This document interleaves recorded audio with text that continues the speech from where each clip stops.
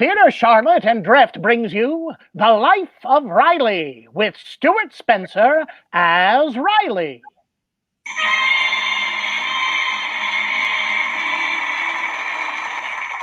Chester A. Riley prides himself on being not only a model father, but also a model son, a fact which is recognized by his neighbors in the community. Right now, our model son is talking to Mr. Hobart Morris, one of the leading lights of the neighborhood community council. Oh, come, Riley. We won't take no for an answer. When Jim Gillis nominated you, the council agreed unanimously that you were the logical choice for our Mother's Day celebration. Oh, thanks, Hobart, but I ain't worthy of the honor. Oh, nonsense. In appointing you and your sweet old mother, the typical American mother and son, our committee made... But Hobart, I really ain't worthy of such an honor. Oh, you are much too modest. Now, the ceremonies will take place in Roosevelt Park. You make a brief address in tribute to all mothers, after which we will go to the rest of the celebration. Believe me, I don't deserve such an honor, honest. Well, if that's your final word, I guess we'll just have to find another person. You couldn't have picked a better man. I accept. That's the spirit, Riley. I'm sure you'll make a bang-up speech. Well, I ain't no speech maker, Hob, but I'll just say what I feel about mothers. For instance, did you ever stop to think about what it would be like if there were no mothers in the world? Like, what would happen to all the babies that were born? I wouldn't approach it from that angle. Well, maybe you're right. That's a little too deep for the masses, huh? I know what. I'll tell them how in our family the boys were brought up to respect their mothers. That's right. And give your own son Junior as an example. Oh, my Junior is crazy about his mother. He worships her. Why, anything his mother wants, I can force him to do. Fine. Well, here's your house, Riley. Gillis and I will get in touch with you before Sunday about the details. Wait, Hobart. Come on in and say hello to my family. Well, it's late. Oh, come on. I like to show off the kind of brood I'm breeding. Well, just for a minute, yes.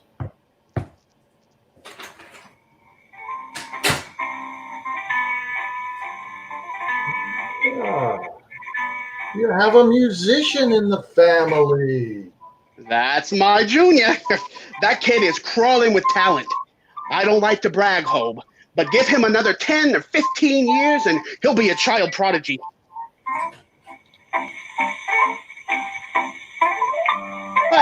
Hiya, Junior. Oh, hiya, Pop. Hello, Mr. Morris. Hello there, Junior. Don't stop playing. Yeah, go on, son. What were you playing? Oh, it's just a song I wrote. My close putting on a gay 90s show. Well, what do you know? My own boy, a songwriter. Well, let's hear it, Junior. Well, it's called Dear Old Mother. Dear old mother. What did I tell you, Hob? Did I bring him up right, huh? Well, this song is, it's not... Sing it, son. Sing it. Yeah, okay. Always help your dear old mother. Ah, beautiful. Always treat her kind and good. Like I taught him, Hob. You must always hold the lantern while your mother's chopping wood. Junior, what kind of a song is that to be singing about your mother? Oh, it's just a comedy song. Well, listen to the second verse. Well... Don't forget your dear old mother. Well, that's better. She's so delicate and frail. That's more like it, huh, Hob? Fine. She is thinking of you always while she's serving time in jail. I'd better run along, Riley. No, wait, Hob. Here, you don't mean that. Junior, I'm shocked. I'm speechless. It's bad enough you're making fun of your mother, but you're also dragging in my wife. But, Pop, It's a gag. It's just in fun. Fun? Oh, I don't see any fun in my wife going to jail. I suppose you'll cook for me, huh? I don't think the boy meant any disrespect, Riley. You gotta pick up on things like this, Hope. And now listen, son, you want to write a song about your mother, okay, but have a little respect. Now, if I was writing a song about her, hey, that gives me an idea, Hope. I'm gonna write a song for the park ceremony. Well, can you write songs? Can I write songs? I'll write a song about mother, and when I sing it, you'll go crazy. Oh, you sing too? Oh, sure. Everybody says I got a great voice. Why, when I open up my mouth, Lauritz Melchior comes out. Well, we'll discuss the idea with the committee. Now, I'd better be going. Why, hello, Mr. Morris. Well, good evening, Mrs. Riley. Riley, I didn't hear you come in. Mother Riley, Chester's home. I'll be in as soon as I get these donuts off the stove. Oh, boy. Is my mother making some of her donuts? Oh, wait till you taste them, Hobe. They're terrific. I remember when I was a kid. I just couldn't get enough of them. Boy, they were supper. Not supper, Pop. Super. Junior, we was very poor, and many's the time they were supper. You're just in time, Chester. Oh, good evening, Mr. Morris. Hello, Mrs. Riley. I just made a fresh batch of donuts. Help yourselves. Oh, boy, I could eat 10 dozen of them, yeah. Go on, Hobe, dig in. Well, thank you. They look delicious. Oh, they're wonderful. Mom, when I make that speech on Mother's Day, I want to talk about your donuts. Speech? What speech, Riley?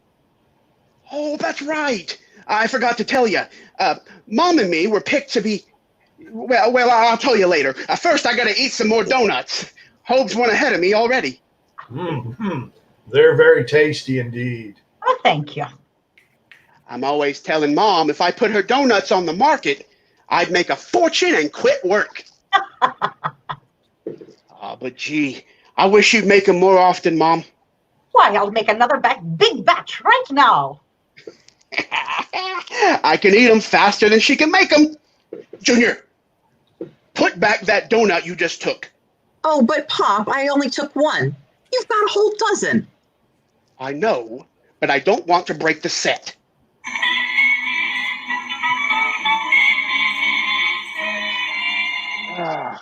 Delicious, ain't they, Junior? This batch is even better than the first one. Yeah, but I'm finished. 3's my limit. 3? Why, I've only had 2 dozen, and I ain't even scratched my surface. Oh, gee, they're good. Pop, you're choking.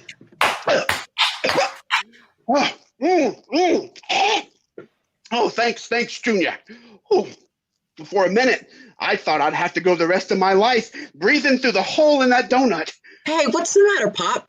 You stopped eating. Well, just between you and us, Junior, that this here last batch don't chew as easy as the first 2 batches. Well, take another swig of coffee to wash that last one down, Pop. Oh, I've had so much coffee now. Every time I swallow a donut, I can hear the splash. Well, maybe Grandma won't mind if we don't eat them all. Oh, yes, she will. Her feelings will get hurt. Your grandma gets very touchy when her family don't appreciate her cooking. Yeah, we gotta force some more. Oh, gee, Pop, have a heart. I know.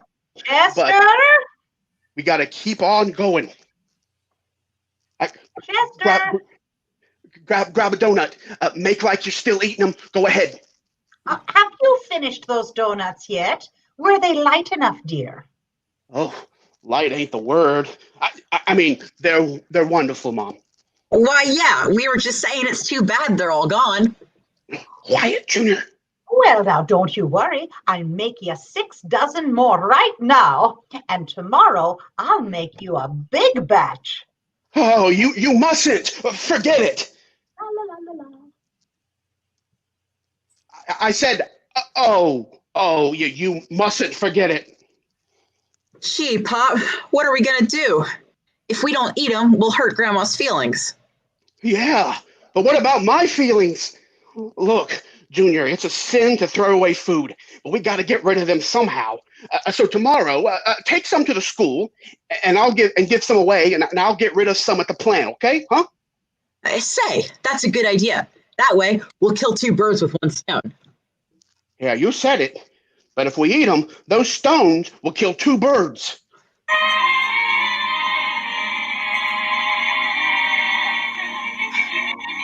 Donuts! Get your fresh donuts here! Oh, hello there, Junior. Oh, hello there, Mr. Gillis. Hey, you want some donuts? I'm selling them, 2 for $5. Some of them, huh? Say, where's your old man? I see him in at lunch handing out free donuts, and then he disappeared. Pop's home in bed. In bed during daylight? What's wrong with him? Well, he's just, resting. He doesn't want me talking about it. Will you buy some donuts, Mr. Gillis? Pop won't like it if I bring any home. Oh, he's in on this deal, huh? Tell me, Junior, is there much profit in donuts? Oh, it's all profits. Grandma makes them free for us. She's standing at that stove night and day. Oh, very interesting.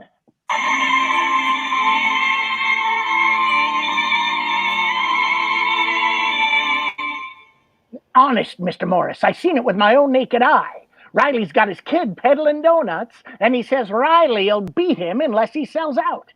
Are you certain about this, Gillis? Positive. No wonder Riley was going around the plant handing out free samples. He's trying to make us all addicts. But Gillis, why should Riley do this? So's he can loaf home in bed, that's why. While his poor old mother and kid are working for him. I just can't believe that Riley would stoop to... Why, only yesterday, I was at his house and he by George, you're right, Gillis. I remember now distinctly hearing him say if he could put his mother's donuts on the market, he'd quit work. And this is the guy we picked to be the typical son on Mother's Day. When I think of his poor old gray-haired mama slaving like that, Easy, Gillis. I'll call a council meeting right away, and you get right over here. Okay, I'll drive over just as soon as my mother gets finished washing my car.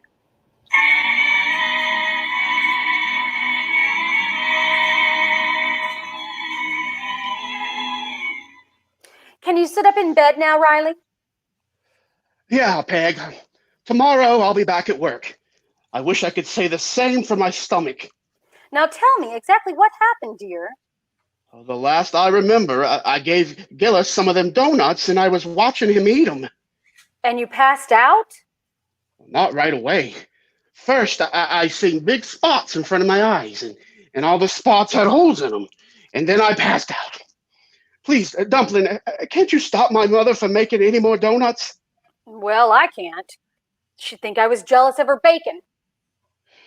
Well, I could stop her, but who wants to handcuff his own mother?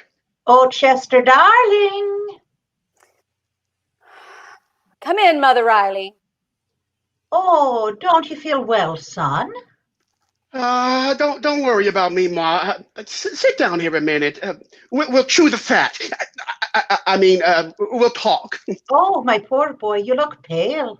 I bet you're hungry. I'll go get you some donuts. No, please. Mom, you're on a vacation. Forget about cooking while you're here. Just live and let live. But I love to cook for you, Chester. Oh, I know, sweetheart. You're the best mother in the world. That's why the committee picked you for tomorrow's celebration. You know, I still can't believe they pick a nobody like me. After all, I'm no better than the other mothers. Oh, yes, you are. You're different. That's why you had me for a son. Now, promise me you won't make any more donuts. Always thinking of your own mother. Oh. Well, all right, darling. I promise not to make you any more until you say the word. Thanks, Ma. And if I say the word, ignore it.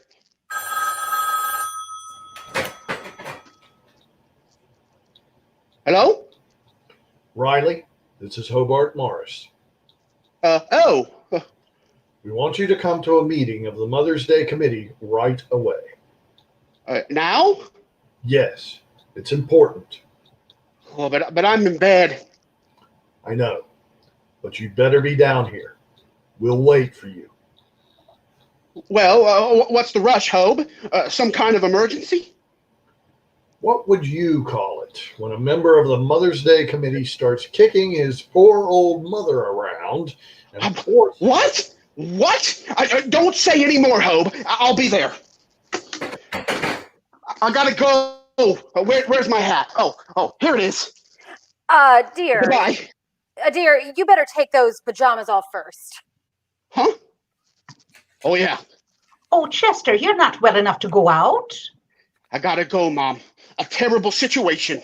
Some weasel on the committee's been mean to his poor old mother.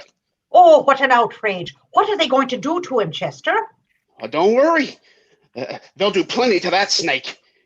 And to show you what the committee thinks of me, they won't start till I get there.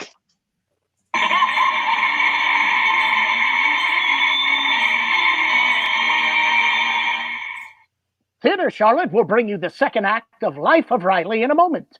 Meantime, this is Rob Addison. Say, folks all over the country, from the Rileys here in California to the Joneses in Maine, are joining the March to Dreft.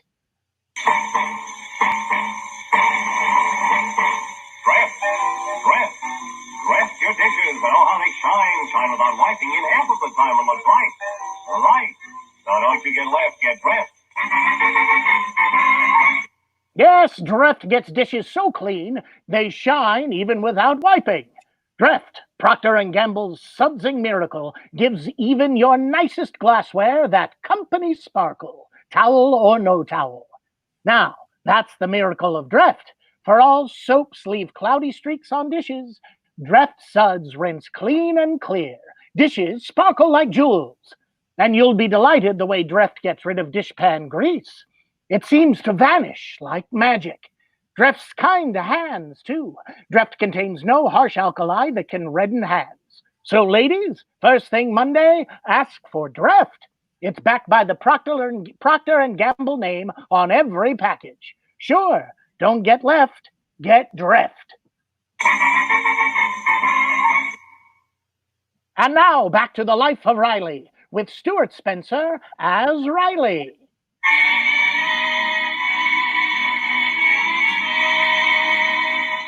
Right now, Riley, blissfully unaware that he's on the spot, is hurrying to an emergency meeting at Hobart Morris's house, where the stony-faced Mother's Day Committee grimly awaits his arrival.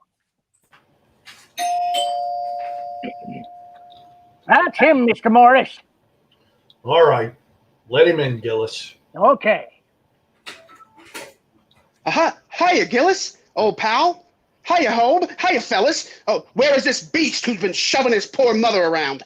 Point him to me. I'll tell him a thing or two, and I'll throw him out bodily. What a monster. A member of the Mother's Day Committee. Who is he, fellas? Tell me his name, and don't shield him. Who's the skunk? Who's the skunk?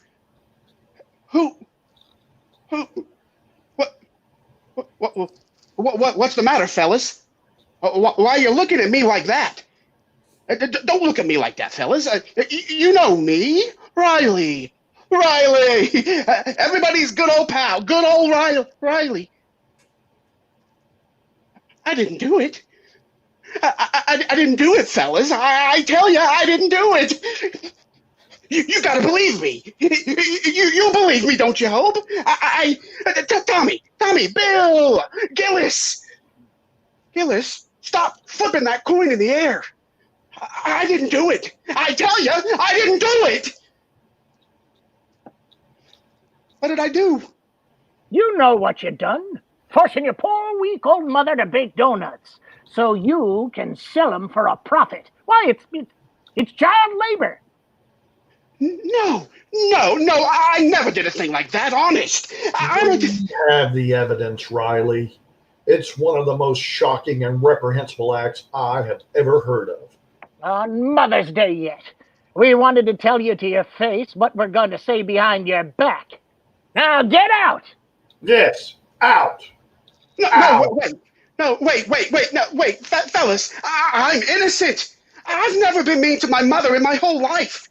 Not only ain't I making my mother bake for me, I made her promise she wouldn't bake. Honest.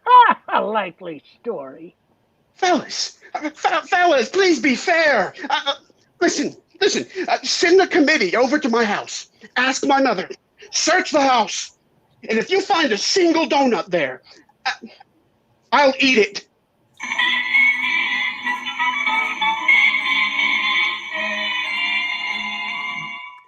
Well, there's the kitchen all tidy. Now, let's go see that movie, Mother Riley. I'm ready, Peg dear. Hey, Mom, I smell more donuts. Oh, Grandma, you promised Pop. Now, Grandma didn't make these for your father. She's donating them to the Ladies' Aid. We're going to have a refreshment booth at the Mother's Day celebration, and I'll sell them for charity. Oh, well, gee, you sure made a heap of them, Grandma. Oh, not so many. Only 40 dozen.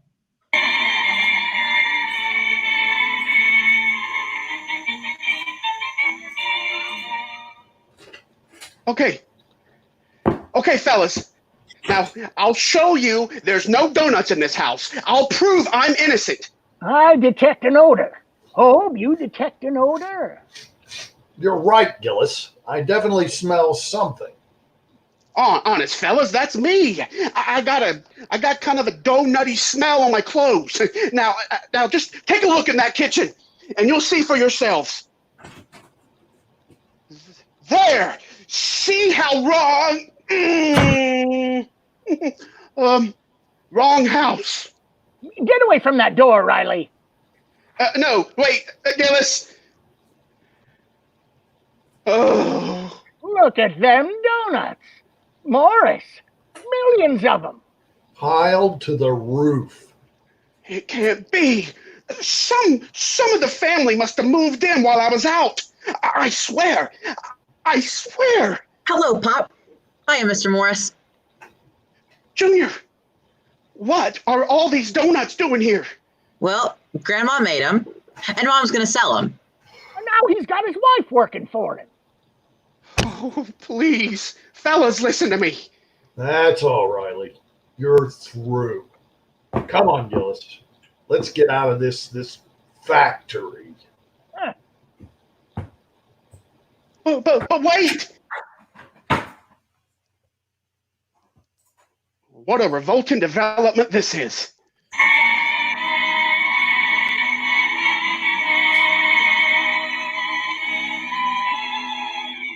But Riley, you're innocent. You've got to go to the park. Oh, come on. They'll be starting soon, and, we've got to get there. I told you I ain't going. My head is made up. Oh, you're so stubborn.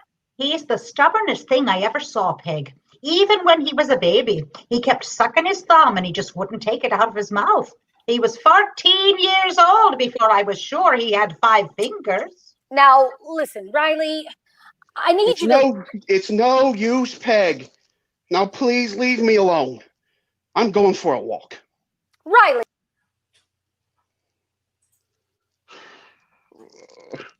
I won't go. They can't make me. No one can make me go to a place where I don't want to go. I wouldn't be too sure of that. Who's that? It is I, Digby Odell, the friendly undertaker. Oh, Digger. I didn't hear you walking behind me. Most people don't. Greetings, Riley. You're looking fine. Very natural. Well, I don't feel fine, Digger. Everybody hates me. I'm a sociable outcast. Nonsense. I heard the community council selected you as the typical son. Yeah, but now they've changed it to the typical bum. They threw me out. Oh, I know how you feel. I was once kicked out of the UEPGC. The UEPGC? Yes, the Undertakers, Embalmers, and Pallbearers Glee Club. Each year we gave a concert. Did you have a big audience? Oh, yes, indeed. We packed the people in. I sang tenor. Oh, I didn't know you were a singer, Digger. I was known as Odell the Merry Meadowlark. Meadowlark. You were good, huh? Good. I have a news clipping at home about my last appearance. Uh-huh. It says, quote, "When Digby Odell sang, people were carried away. I'd still be in the Glee Club if I hadn't sung a song that my colleagues considered inappropriate. What song was that? I love life and I want to live. Come, Riley, cheer up." Oh, but they're so unfair. They said I made my mother go to work so I could loaf. And they don't believe me no matter what I say. Did you ever talk to the people or do you ever talk to people who just won't budge? I never talk while I work. Oh, if only they'd listen to me. Make them listen. Go to the park. Demand a hearing. Don't be like most of the people I come in contact with. Stand up. You're right, Digger. I'll go there now and clear myself. Bravo. Remember, we're living in a democracy. Every man is entitled to freedom of speech. Every man is entitled to a fair trial. Every man is entitled to a place on this earth. Oops, that reminds me. I have an appointment. Well, cheerio. I'd better be shoveling off.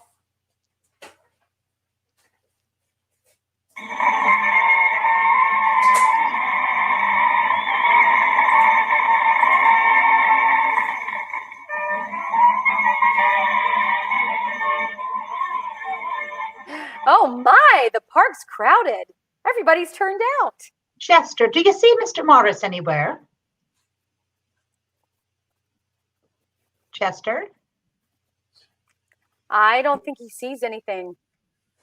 I'm here. Oh, there he is on the platform. Now, go on up to him, Riley. No, wait, I can't. Oh, make him go, Mother Riley. Riley, you go on or I'll let you have one in the snoot. I can't now. Morris is going to make a speech.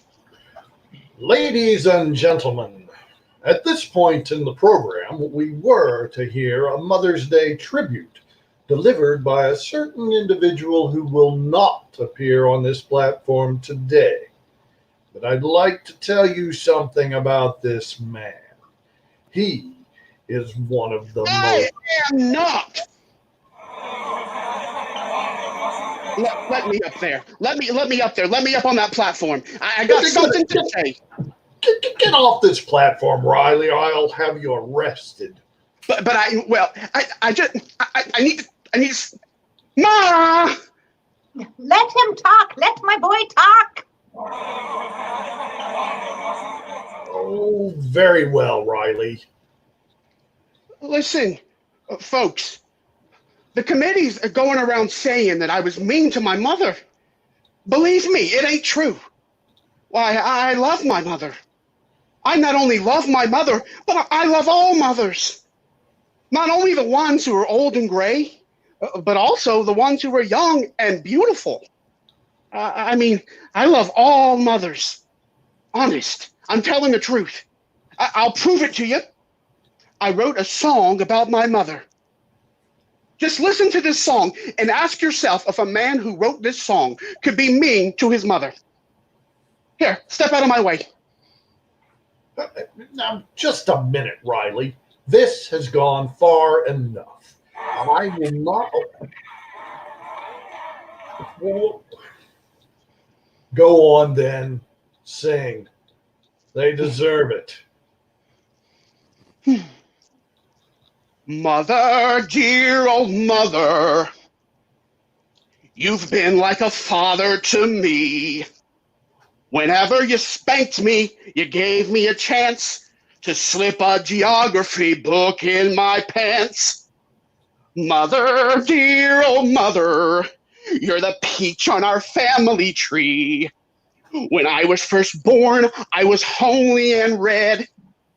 But you didn't blame me. You blamed Papa instead. Mother, you've been a brother to me.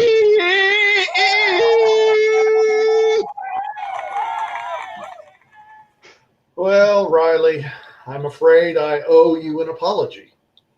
Oh, that song of mine convinced you, huh? Not exactly. While you were singing, your mother here explained everything. Oh. Yes, Chester, now calm down. Everything's Jake. Oh, gee. I'm so happy. Give me a kiss, Mom. Ah, you big baby. Chester, darling, this is the proudest day of me life because you're my son. Oh, thanks, Mom. But if it was up to me, I'd like to see you twice as happy. Gee, I wish I'd been born twins.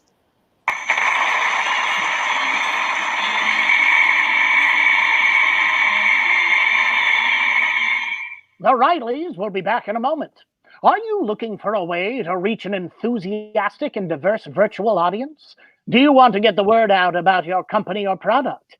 Imagine episodes of The Life of Riley, Suspense, and My Favorite Husband being brought to you by, and your name or company's product filling in the rest. Contact Theatre Charlotte today to reserve your spot during Theatre Charlotte's Isolation Radio Hour. Classic radio shows performed live by local performers, brought to you by the premier choice in virtual entertainment, Theatre Charlotte. With live theater performances in our building still months away, you can make an instant and direct impact today by sponsoring our virtual programming. Our extensive lineup includes in-depth discussions with local artists and performers on TC at Home, educational classes and resources with our TC Teachables, and pure local entertainment with our virtual nights for singing, virtual 24-hour theater project, and of course, Isolation Radio Hour. Contact us today to support our ongoing efforts to keep theater relevant in our community.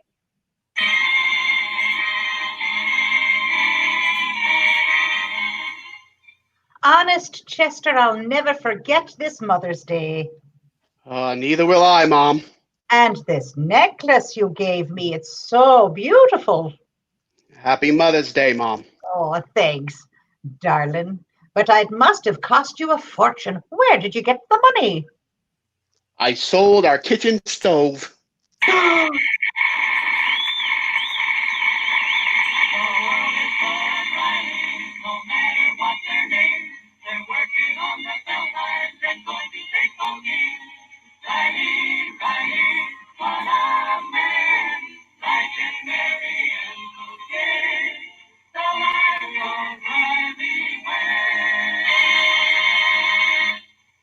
Theatre Charlotte and Procter & Gamble, makers of Dreft, invites you to be our next guest during the Theatre Charlotte's Isolation Radio Hour. The Life of Riley starred Stuart Spencer as Riley, with Cavan Meade as Junior, Chase Law as Peg, Rob Addison as Gillis, Tim Huffman as Hobart, and Jill Bloede played Mother. The Life of Riley is produced by Julius Arthur Leonard with screen director Jackie Timmons and casting by Ron Law. Now stay tuned for a half hour of high-flying adventure on Escape, right here on this same streaming platform.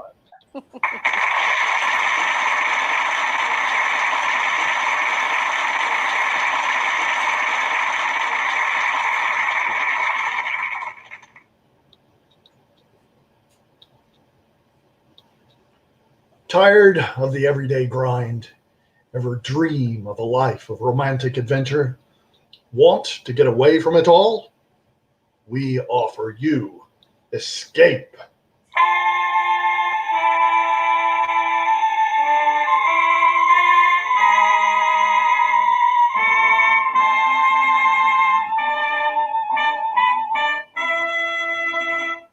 Escape, designed to free you from the four walls of today for a half hour of high adventure. You are trapped in a snowbound cabin in northern Canada with the temperature slowly dropping, while across the table from you, his eyes staring at you, is your only companion, a madman, waiting for his chance to kill you. Listen now, as Escape brings you Anthony Ellis's terrifying story, A Study in Wax.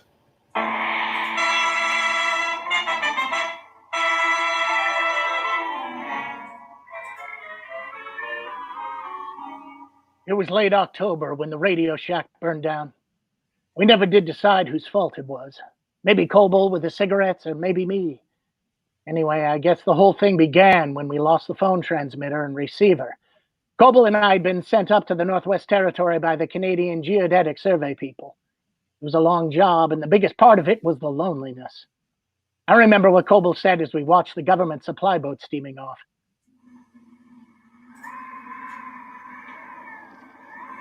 It's going to be a long winter. Yeah. I hope they don't run into any trouble on the way back. That ice is closing in fast. Yeah. Well, so long, fellas. See you next spring.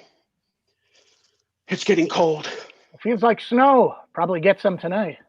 Yeah. Well, we might as well get the rest of the stuff unpacked, huh? All right. It's kind of lonely with them gone, you know? Yeah. I guess it's the quiet. You better get used to it. Oh, I will. It's funny, you know?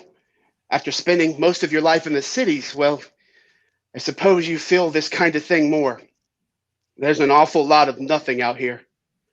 You need a drink. Come on.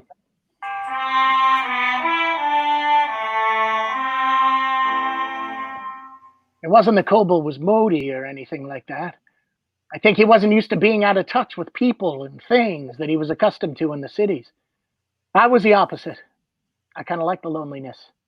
As a matter of fact, now that I think about it, we were a pretty strange couple to hit it off the way we did. And when you got 7 months to spend alone with another man, you got to be sure of each other. And we thought we were, till after the radio was gone. That day it burned, we stood in the snow, watching the embers glowing and the wisps of smoke rising into the cold sky. Well, it's gone. Yeah, we still got the code center just in case. Yeah, I know, but I'm going to miss the programs and the music. I tell you, we could send a message to the base if you like. Ask them to fly out another. No. You know old McLeod. He'd boil. He'd boil, waste of money. He'd probably take it out of our pay. No, we'll do without it. Well, it's all right with me. You're a hardy soul. I don't think you'd mind if you had to stay out here alone for 7 months, you know? It'd be dull. I wouldn't have anybody to beat at chess. Well, I think we better use the theodolites tomorrow. Get to work on that western section over the range, triangulation. Oh, Jack. Yeah, what? If it was my cigarette that burned down the shack, I'm sorry. Forget it. I may have done it myself. Forget it.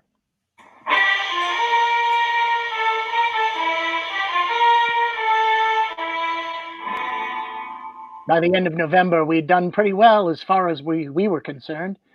But Kobel was getting jittery. He had a week's stretch where he couldn't move out of the camp. It was around 30 below outside and blowing 60 miles an hour. Kobel had read most of the things we'd brought along and was sitting at the table trying to beat his solitaire game. I was oiling my gun.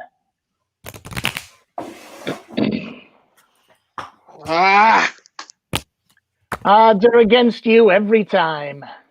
Don't I know it? Oh, how I wish the weather would ease off. It will. Hey, I got an idea. What? What do you say we open our Christmas presents tonight? Our Christmas? It's November. I know, but I bet there'll be some books. I told my folks to pack some books. Well, what do you do when you finish them? I don't know, but I got to do something. I just wish we had the radio. Look, we can send a message. If McLeod wants to cut our heads off for burning his property, he'll have to come here to do it. If not, maybe he'll be feeling good and send it to us. Right. It's worth a try. Do you mind? It's not you, Jack. We talk and play chess and it's swell, but, well, I miss the outside. I feel like, well, it's... I know. Hey, give me a pencil. Here you are. Thanks. Yeah. How's this sound? Radio Shack burnt to ground. Can you send new receiver? Have only small set on fixed channel. Jack, couldn't you say emergency? Oh, that'd go over big with McLeod. We miss Canadian and U.S. mystery shows, must continue to hear them in order to keep up our work. Leave it as is. Switch on the generator, will you? It's kind of stuffy in here, isn't it? I was thinking it was cold. Old woman. McLeod's gonna love this.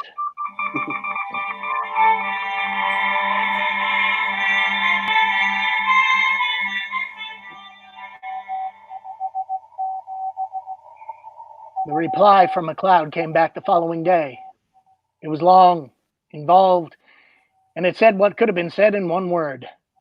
No. Our chief was a very careful man and believed in others following his example. Therefore, if our radio was gone, it was our fault, and next time we should be more careful.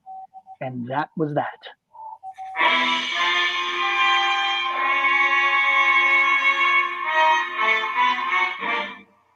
The weather let up a bit. We got some work done. It was still terribly cold, but it didn't bother us now that the wind was gone. I noticed Kobel was much quieter after our request for the radio had been turned down. I began to get a feeling that he blamed me for it. So a week before Christmas, we just finished supper, and I said, Larry, about those Christmas presents. What about them? What do you say we open them? Huh? Well, I thought you didn't want to till Christmas. I changed my mind. Oh, what's the matter? You trying to be nice to me? I can take this as well as you can, you know. I don't need you feeling sorry for me. Oh, I'm not sorry. I don't give a good stink one way or the other. I'm just saying if you want to open the packages now, it's all right with me. They're yours. It's not my business. Forget it. Do what you want. No, wait a minute. Will you open yours? Sure. Okay.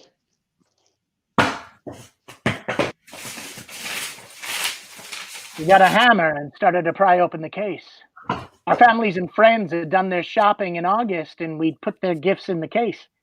And at the sight of those wonderful, colorful wrappings, Kobel began to smile. Oh, that mother of mine. He was back in touch again. There were little things, but a label, scratch of handwriting, the feel of something different was blotting out his loneliness. That great, far coldness outside. Hey, we did great. Hey, come on over. See what you got. Okay. It doesn't feel like books. They wouldn't pack them like this, would they? Oh, they might. Oh, this is from my sister. You met her, Jack. Nancy, the one in Winnipeg. Oh, Nancy. Oh, yeah, sure. Hey, look. What? Oh, look at that. Look what we got. It's a phonograph. A phonograph? Yeah, and there must be records in here. Jack, wind this up, will you? Oh, yeah. Oh, this is great. There's a big sack of them. Here, there must be... Oh, of all the lousy crummy luck. What? What's the matter? They're broken. They're broken. Oh, that's a shame. All of them? Well, wait a minute. There's one or two of them here that's okay. Well, that's good. Oh, great. Listen to this, will you? The bugle calls of His Majesty's Army. What?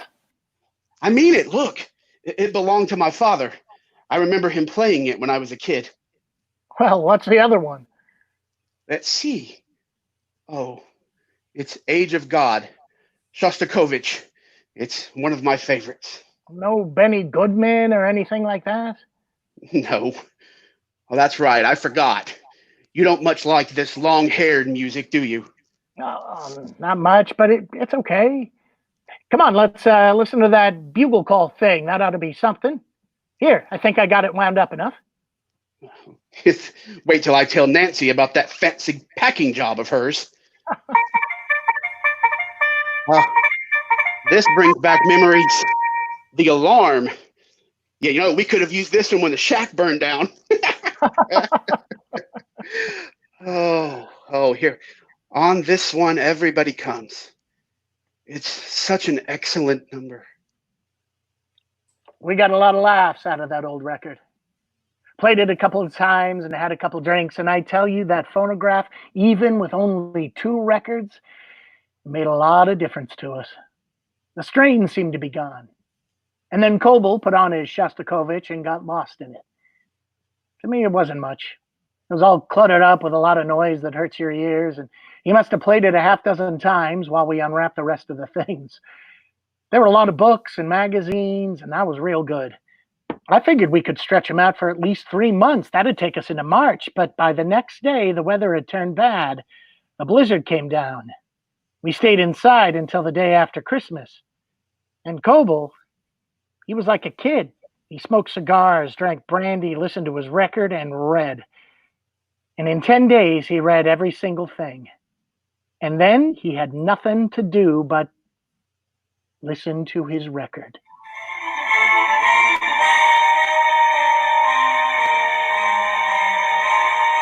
Bum, bum, bum.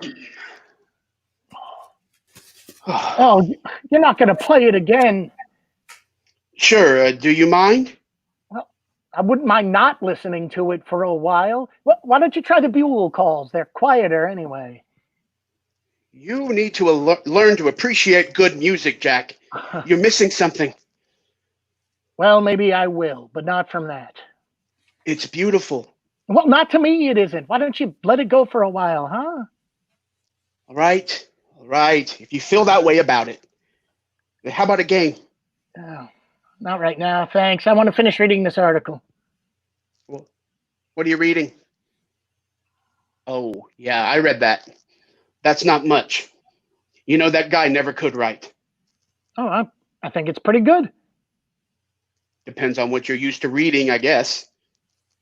Well, what kind of crack is that? Nothing. It just depends on what you're used to reading, that's all. Well, does that make me a lowbrow? Well, you said it. I didn't.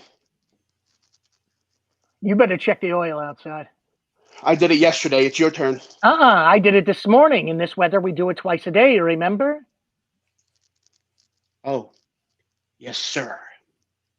You trying to be funny? No, I just didn't like the way you said it.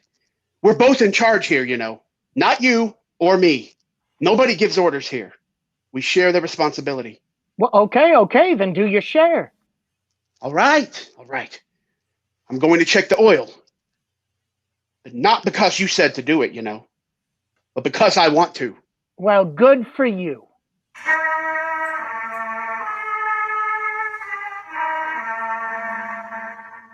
When I think of it now, we sounded like a couple of kids.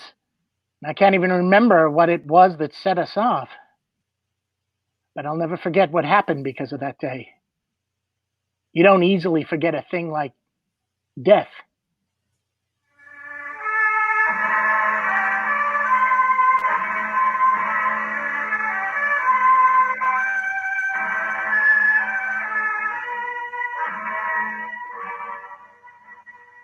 Kobel and I didn't talk to each other the next few days. Not the way we used to, I mean. Just conversation that was necessary to do our work, and that was it. He didn't play his record either. New Year's Eve day, we got a couple of messages in code from our families, and I guess we both felt pretty bad. Kobel was trimming the oil stove when I decided to try and make things up.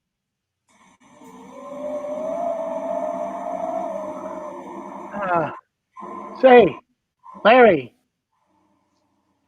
Yeah? look, about that business the other night, I'm sorry. Yeah. It's my fault, really. It's kind of silly, you know? Yeah, You know, it's probably just as well that we had the bust up then. There's still 3 months to go before that ship comes back. yeah, I know. Thanks for playing that record. It's okay. I wish that wind would stop. It gets on my nerves. You know something? I got something that's good for that. What? Haha. Well, what do you got there? Something to toast the new year. Champagne! Yep. And 2 bottles. Yes, what an idea. Jack, this is wonderful. We'll stick them outside for a couple minutes and cool them off. Here, let me do it. I'll have them. I'll do it. Whew. The wind will cut you in 2. Ah, it's cold. You want to know something? The best thing for you and me to do is to get roaring, stinking drunk. Champagne with brandy chasers. Yeah, right. Happy New Year, Larry. Same to you, Jack. And we got drunk. We got red-eyed drunk. And we talked about women and ourselves and dreams. And it was sloppy and it was great. Kind of haze you get where it doesn't matter and you're feeling good about everything. And it was fine until Kobel decided it was time to hear some music.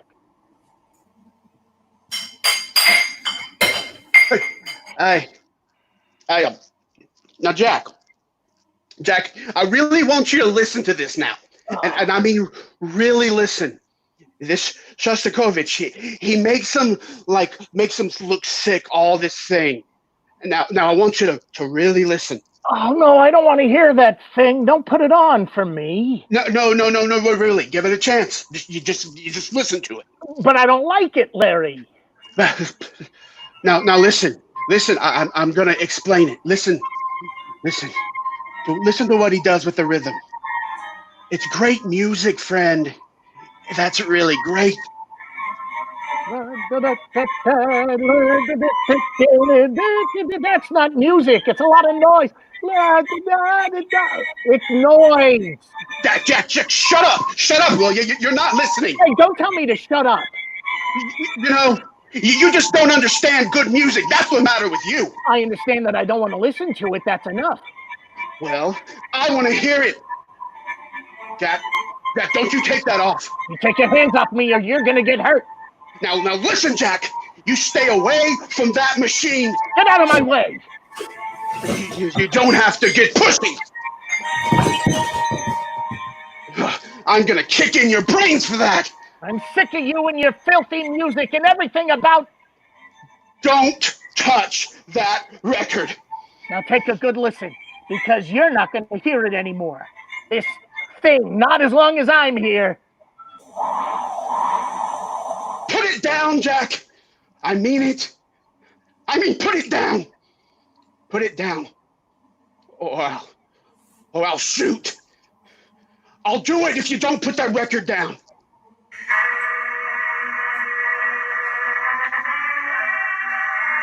And I got sober. I might never have had a drink. I was so sober. Kobel had reached up for one of the holsters that hung near the door, and he wobbled to his feet. The gun held tightly in his hand, and there was blood running out of his mouth and down his chin, and I just stood there, and I put the record down on the turntable. You were going to break it, weren't you? Yeah. Weren't you? I knew you were. I know, because it gives me pleasure to listen to it, and you don't like it. Well, listen, I want to listen to it, and you don't. So you get outside. Oh, Larry, you don't. Go on. I will kill you if you don't. Now get outside. Larry, you're crazy. It's 40 below out there. I'll freeze to death. It'll do you real good. Now you go on, Jack. You get outside. All right, but let me get my things. No! Hey, Larry, listen to me. You're drunk. You don't know what you're doing. You open that door.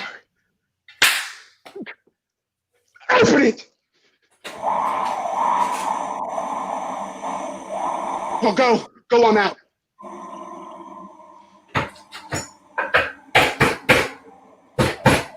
Larry! Larry! Let me in, Larry! Larry, let me in, Larry! And inside, I thought I heard the music again. He was crazy drunk. I went around the back trying to get in away from the wind, but it wasn't any good. There wasn't any way to get away from it. I'd seen what happened to men caught in the open this way, and I knew how quickly it could happen, so I ran and I jumped, anything to keep moving, and all the time I couldn't believe it was happening. I didn't know how much time went by. Maybe it was a minute, maybe it was 10. Jack! Jack, where are you, Jack? I heard him calling.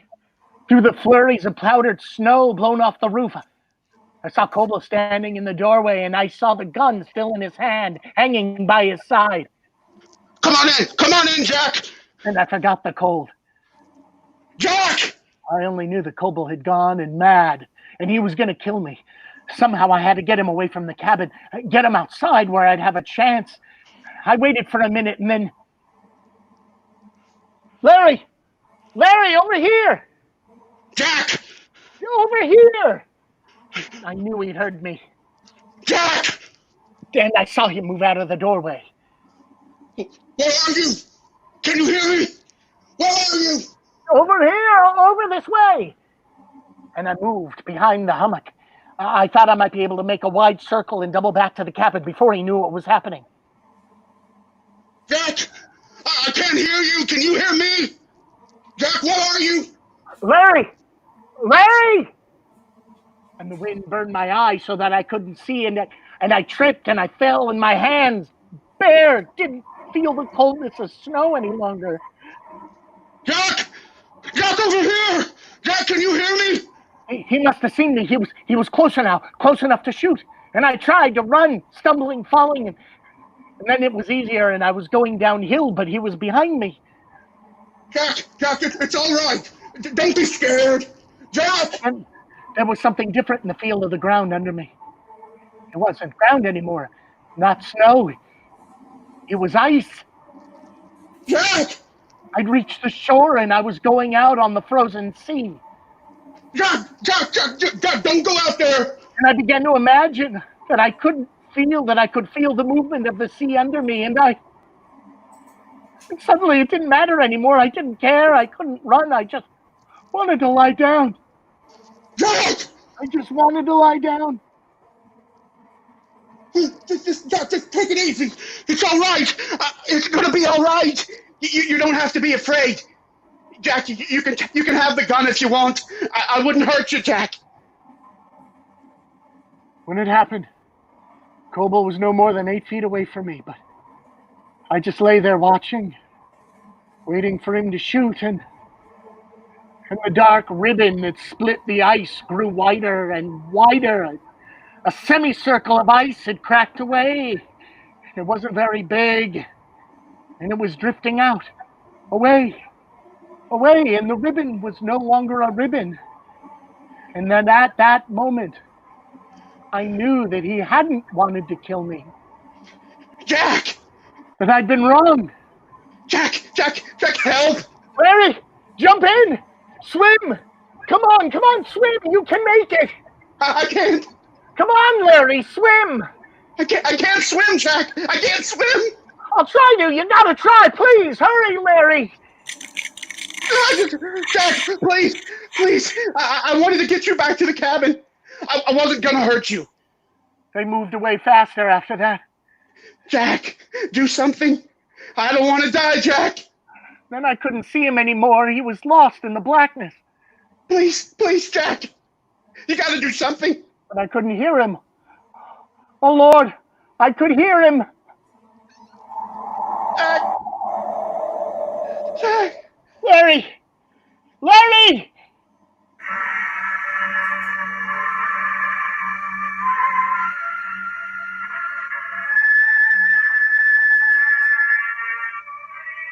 Somehow I got back into the cabin.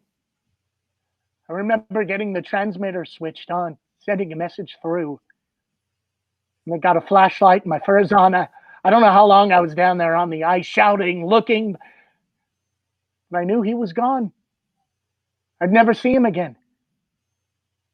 And in the gray morning, the planes came, and for 2 days they searched until the weather forced them back, and that was all.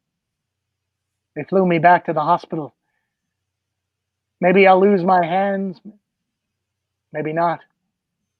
They're not sure yet. Well, it doesn't matter anyway.